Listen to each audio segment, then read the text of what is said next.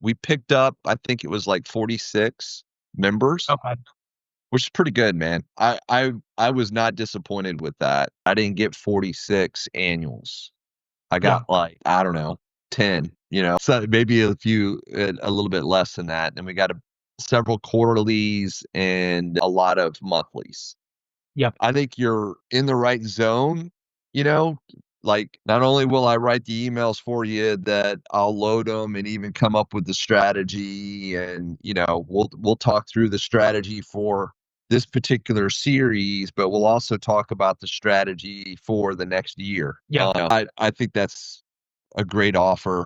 My big first question is like, what would have prevented you buying from me? I think there's a couple, it's the cost. You're a little bit more expensive than a lot of other email writers for the number, and it's either the number of emails you get for the cost or the cost for the number of emails. So it's either, you know, so if you break it down like per email, you're pretty high. And so there's that barrier to entry there. I think that was probably the biggest obstacle to starting. So that's where I would probably land, is you are a little higher. And I even heard, I mean, just give you insight, I had somebody else tell me that about you as well. He's kind of Oh, expensive, isn't he? Yeah. So, okay. all right. I'm curious, like, what did you find as a result of working with me? Well, honestly, man, I was impressed with the insight that you were able to bring to the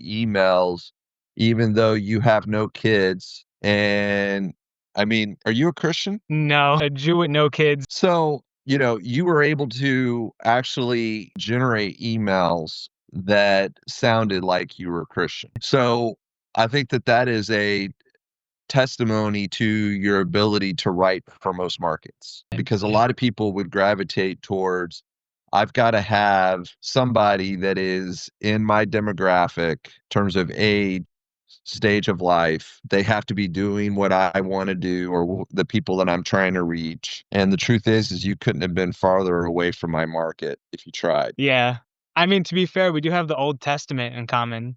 So that's a good. Yeah, we do. I mean, there's some of that historical stuff that kind of gets in the DNA of the religions, but you're pretty far off, man. You're Oh, pretty shoot. far off. Yeah. Yeah. In terms of, I guess, like specific features of working with me, what did you like the most? I think you had a lot of insight into the typical customer journey and the psyche, like mental, what they are thinking and what causes them to turn. So you seem to have a knowledge of the emotional triggers and how to leverage those. Would you recommend me to others? Yeah, I would. Why is that? I think it's your ability to write to any market to get them to buy. Nice. And then just, is there anything else you'd like to add? You're pleasant to work with. Appreciate You're it. not a jerk, which is saying something. There's a lot of jerks out there. Are there? What do Oh, you? oh yeah. There are a lot. And you're not really selfishly motivated.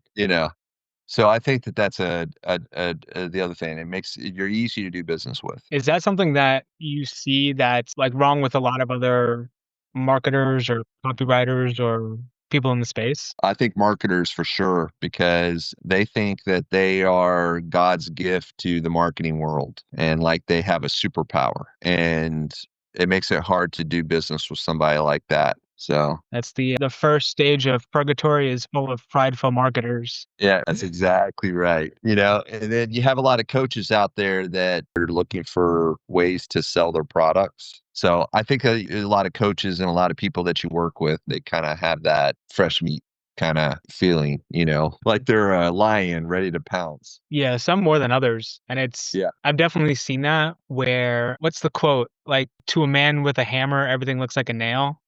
Yeah. They're like, everyone solves the problem with their own like specialty, Yeah. and it's annoying sometimes. Yeah. It can get annoying. It's almost like when you get on a podcast and the interviewer is trying to sell you. Yeah. Is this even going to be published? Like, Yeah. Yeah. Yeah. I've had a couple of those. So, yeah, man.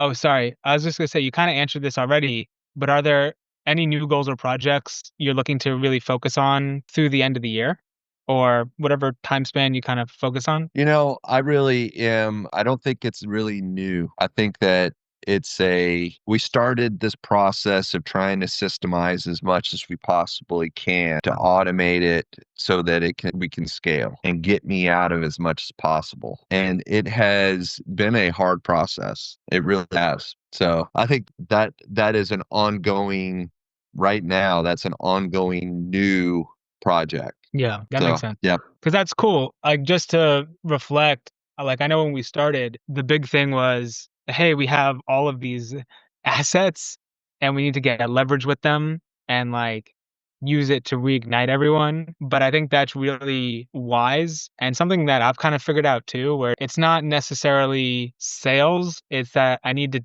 make myself get out of the process because I'm holding sales and like the business back a little bit to that extent. Like I'm the bottleneck, not my more or less leads or more or less Yeah. sales. But, you know, that's a big part of it. I went through the ClickUp process and actually that was really good. And as I was going through the process, I realized that one of the areas that we have the most bottlenecks is actually at the front in the sales portion. And that's because where I'm spending all my time right now. That makes I've sense. become the bottleneck there. All right, man. Well, Zach, I appreciate you, and definitely reach out when you get back from Iceland. I'd love to hear about the trip, and because I'm jealous. Yeah, 100%. Okay. Awesome. All right, Yeah. man. I'll see you. Have a good one. You too. Bye bye.